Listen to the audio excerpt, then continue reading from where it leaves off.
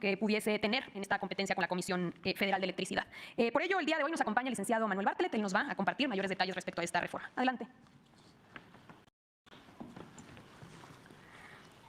Con su permiso, señor presidente. Así como lo ha anunciado la secretaria de Gobernación, el presidente Andrés Manuel López Obrador presentó una iniciativa de reforma constitucional a los artículos 25, 27 y 28. En la exposición de motivos de esta iniciativa se explica con todo detenimiento el alcance y objetivos de esta reforma. La energía es el motor que impulsa nuestras vidas. Inicia así la exposición de motivos. Nuestra industria y nuestra economía, por lo que es un elemento estratégico para el desarrollo, la seguridad y la sostenibilidad de las naciones. La soberanía energética no solo implica garantizar el acceso a recursos energéticos, sino contar con la capacidad de decidir cómo se utilizan de manera racional y eficiente en beneficio de la población. La experiencia reciente demuestra que la dependencia en exceso de fuentes energéticas externas o privadas exponen a las naciones a vulnerabilidades geopolíticas y fluctuaciones en los precios internacionales. Por ello, para asegurar nuestra estabilidad, suficiencia y autonomía energética, es fundamental fortalecer las capacidades del Estado mexicano y de las empresas públicas a su cargo. La visión de que la electricidad no es una mercancía, sino un derecho humano, por depender de ello el desarrollo de la vida y la economía del país, debe estar incluida como principio básico en el texto de la Constitución Política de los Estados Unidos mexicanos. Como lo señaló, y así se comenta o se transcriben los elementos de un célebre mensaje que López Mateos el 27 de septiembre de 1960 tradujo al pueblo de México la cuestión esencial de la energía tras nacionalizar la industria eléctrica y estableció claro que no se puede dejar este elemento fundamental a las fuerzas del mercado, que significan una lucha económica por obtener ventajas y lucros sin considerar la naturaleza de la electricidad, pues ello implica poner en juego la vida de la población, el desarrollo y la seguridad nacionales. Dijo López Mateos en ese célebre discurso: les devuelvo la energía eléctrica a los mexicanos, que es de la exclusiva propiedad de la nación. Pero no se confíen, porque en años futuros algunos males mexicanos identificados con las peores causas de este país intentarán por medios sutiles entregar de nuevo el petróleo y nuestros recursos a los inversionistas extranjeros. Solo un traidor, concluye López Mateos, solo un traidor entrega a su país a los extranjeros. Los mexicanos podemos hacer todo mejor que cualquier otro país. Célebres palabras que han tenido una enorme repercusión en la visión de la energía en este país. El sistema actual se construyó a partir de permisos ajenos a cualquier planeación de un sistema eléctrico nacional ordenado, permisos que se concedieron sin tomar en consecuencia las necesidades de las diversas regiones del país, concentrándose en la mayor capacidad económica y abandonando de las de menores recursos.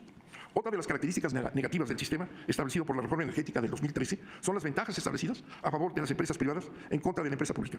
En esta falsa competencia, la CFE está obligada a adquirir electricidad a las empresas privadas, garantizándoles así su rentabilidad.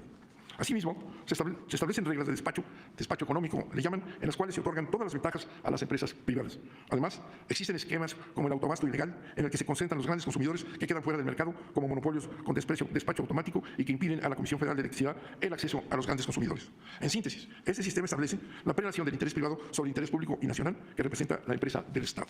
Por todo lo anterior, el presidente propone reformar el texto constitucional para atender la problemática descrita. En el artículo 28, cuarto párrafo del texto vigente, se establece que la planeación y el control del sistema eléctrico nacional no constituyen monopolios. Este es un principio vigente. La planeación y el control del sistema eléctrico nacional no constituyen monopolios, sino actividades que el Estado debe ejercer de manera exclusiva como áreas estratégicas. Sin embargo, no se define cuál es el objetivo de la planeación y el control, y por lo tanto el sistema eléctrico vigente se desarrolla al margen de toda planeación y en ausencia de la atribución del control del Estado.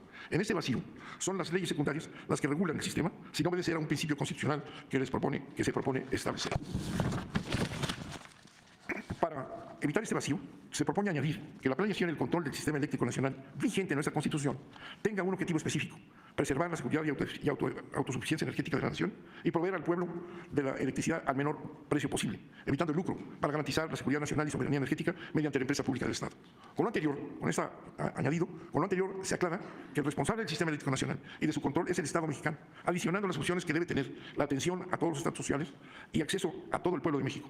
Este principio de planeación y control bajo la responsabilidad estatal, así como los objetivos específicos que lo deben guiar, deberá verse reflejado en la legislación secundaria. Por su parte, se establece que el servicio público de Internet que presta el Estado, de la misma manera que la electricidad, constituye un servicio público estratégico cuyo objetivo es evitar que una parte importante de la población, por razones económicas, carezca de este instrumento fundamental para la educación, la cultura, la economía y la información, por lo que debe agregarse un criterio constitucional con el cual el Estado garantice su desempeño. Por otro lado, el artículo 27 establece que las leyes determinan la forma en que los particulares podrán participar en las demás actividades de la industria eléctrica. Sin embargo, a falta de precisión, se propone adicionar que dichas leyes deberán tener como principio garantizar la justicia social. De la misma forma, en lo que respecta a las empresas particulares, se propone establecer que no pueden tener prevalencia sobre la empresa pública del Estado, que es la garantía de la continuidad y accesibilidad del servicio público de electricidad. Finalmente, el artículo 25 constitucional, quinto párrafo, se propone eliminar el concepto de empresa productiva del Estado, incorporado al texto constitucional por recomendación de organismos internacionales financieros de corte neoliberal, desnaturalizando la obligación del Estado de garantizar el servicio público de electricidad, convirtiéndola en una empresa que no se diferencia de una privada y, por tanto, reduciendo la finalidad a la mera obtención de utilidades sin ninguna función social. Asimismo, se propone eliminar la obligación de que las empresas públicas se guíen por el concepto de las mejores prácticas, porque de acuerdo con la propia definición neoliberal, se refiere a un gobierno corporativo que se constituye por accionistas e inversionistas, que no se aplica a la empresa pública. Con esto se establece en la Constitución algo que se había eliminado. Fundamentalmente, el control del Estado del Sistema Eléctrico Nacional, ya establecido en la Constitución, pero sin objetivos precisos que se añaden en esta ocasión.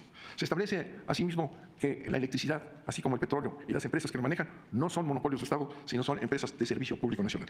Dos palabras regulan esta importante reforma del presidente de la República, que son soberanía nacional, soberanía energética y justicia social. Electricidad para todos al menor precio posible. Eso sería en términos generales.